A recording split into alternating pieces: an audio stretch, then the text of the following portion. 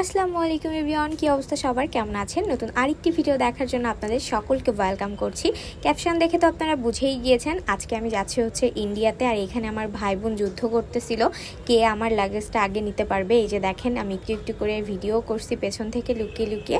আর এই যে তারপরে রিক্সা নিয়ে নিলাম, আরিফও হচ্ছে বাইক দিয়ে যাচ্ছিল আর এখন হচ্ছে গাড়িতে উঠে যাব, এই জন্য টাটা বাই বাই বলতেছিলাম।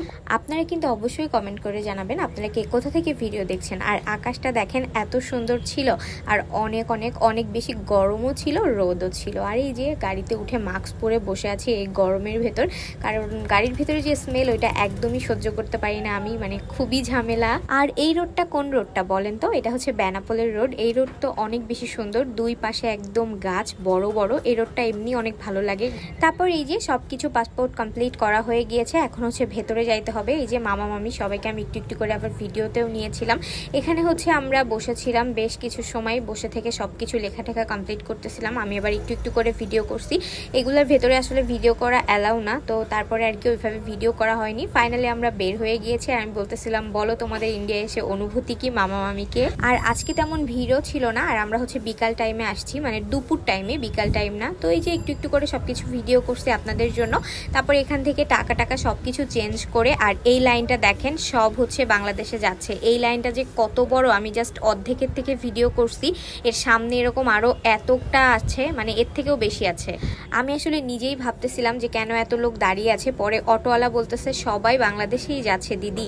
পরে বুঝলাম যে ও আচ্ছা। তারপরে আমি অর্ধেক থেকে এই যে ভিডিও করছি, দেখেন কতটা লাইন, মানে পুরা রোড কাভার হয়ে গিয়েছে। আর ওইদিকে তো আছেই, বললাম যে আমি অর্ধেকের থেকে ভিডিওটা নিয়েছিলাম। এখন হচ্ছে যাওয়ার পালা, আর এখন যাব বনগাঁ স্টেশন, ওখান থেকে আমরা যাব হচ্ছে পার্ক স্ট্রিট, ওইখানেই আমরা থাকবো।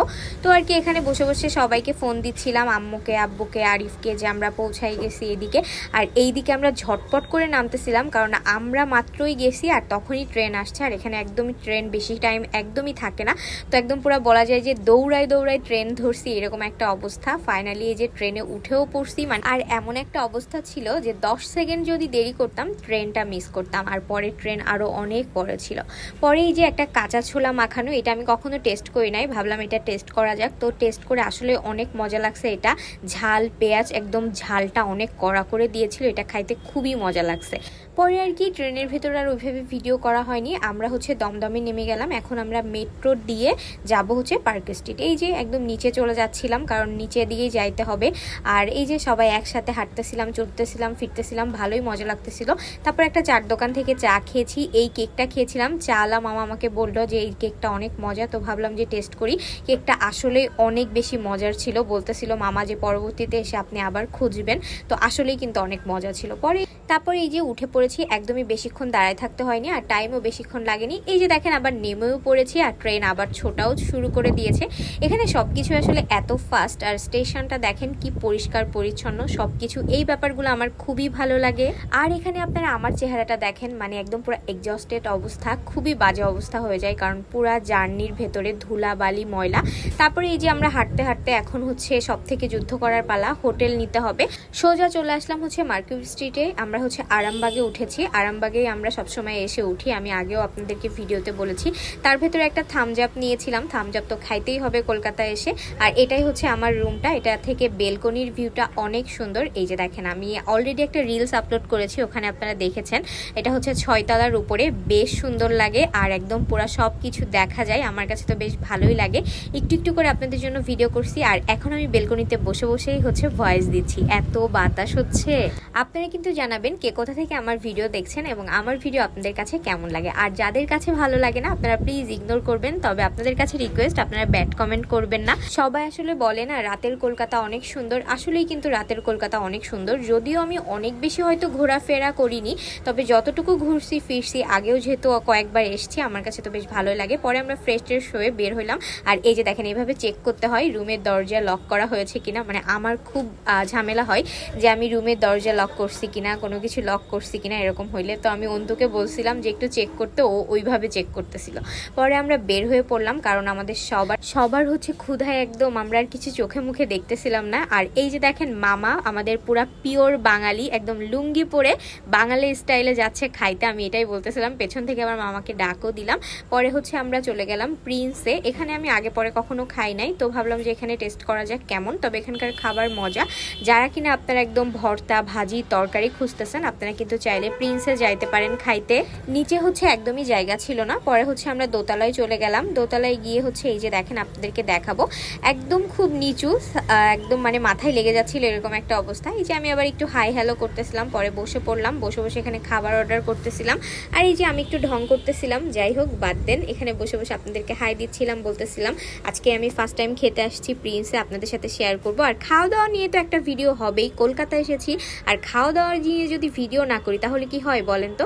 এখানে এই যে খাবার দাবার চলে আসছে সব কিছু। এখানে আমরা কাচকি মাছ নিয়েছিলাম, মোচার ঘন্ট নিয়েছিলাম, লাউ চিংড়ি নিয়েছিলাম, পটলের তরকারি নিয়েছিলাম, টমেটো ভর্তা, ডাল ভর্তা, আরও একটা যেন কি ছিল মনে নাই। তো সব কিছু মিলিয়ে খাবারটা বেশ ভালো ছিল, একদম বাঙালি বাঙালি একটা ফিল পাচ্ছিলাম। তেল মশলাও কম ছিল, খাবারটা ভালো ছিল। আপনারা যদি কেউ কলকাতা যান আপনারা কিন্তু প্রিন্সে খাইতে পারেন, এই বাঙালি খাবারগুলো মজা আছে। আর আমি তো বললামই খাওয়া দাওয়া নিয়ে একটা ভিডিও করব আপনাদের জন্য। আর ডাল ভর্তাটা এত বেশি মজা ছিল, আমি পুরো ডাল ভর্তা দিয়ে অর্ধেক ভাত খেয়ে নিয়েছি, মানে খুবই মজার খুবই মজার। ডাল ভর্তাটা একদম অন্যরকম লেগেছে আমার কাছে। আর মোচার ঘন্টটা ওইটাও একদম অন্যরকম লেগেছে। আমরা তো মোচা ভাজি খাই, মোচার ঘন্ট কখনো আমি খাইনি, এই ফার্স্ট টাইম টেস্ট করলাম, আমার কাছে ভালো লেগেছে। কাচকি মাছের যে তরকারিটা ছিল মানে চচ্চড়ি, ওইটাও ভালো লেগেছে। পরে হচ্ছে বের হইলাম আবার ওখান থেকে খাওয়া দাওয়া করে। এখন আমরা যাচ্ছিলাম হচ্ছে হাঁটতে হাঁটতে নিউ মার্কেট।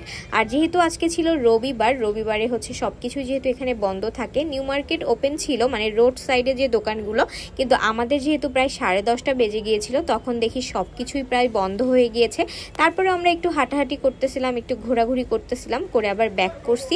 ব্যাক করে হচ্ছে একটা ফলের দোকান থেকে এই চেরি কিনেছিলাম। এটা যে কি মজার কি মজার, সত্যি কথা বলতে চেরি যে ফার্স্ট টাইম খাইলাম এমন না, চেরি বাংলাদেশেও খেয়েছি, কিন্তু ওইটার টেস্ট আর এইটার টেস্ট একদমই আলাদা, এটা অনেক বেশি মজার। পরে এই যে রুমে চলে আসছিলাম, আর এখানে হচ্ছে পিকনিক করতেছিল, দূর থেকে আমি দেখতেছিলাম, এটা আবার জুম করে দেখাচ্ছিলাম। আর আকাশের চাঁদটা মাশাআল্লাহ অনেক সুন্দর। পরে আবার আমরা একটু বের হয়েছি, কারণ কি চা খাবো। এই যে দেখেন হলুদ ট্যাক্সি আর চা, তা না হলে কি হয় বলেন তো, মানে কলকাতা আসবো আর চা খাবো না, এটা তো একদমই হয় না। আর আমি যেহেতু অনেক বেশি চা পছন্দ করি, আর কলকাতার চা এত এত এত বেশি মজার। এখানে আমি বলতেছিলাম রাতের কলকাতা, তার সাথে হলুদ ট্যাক্সি, আর তার সাথে এক কাপ এই মজাদার চা থাকলে আর কি লাগে বলেন তো। ও সাথে কিন্তু আমিও আছি, এটাই বলতেছিলাম এখানে।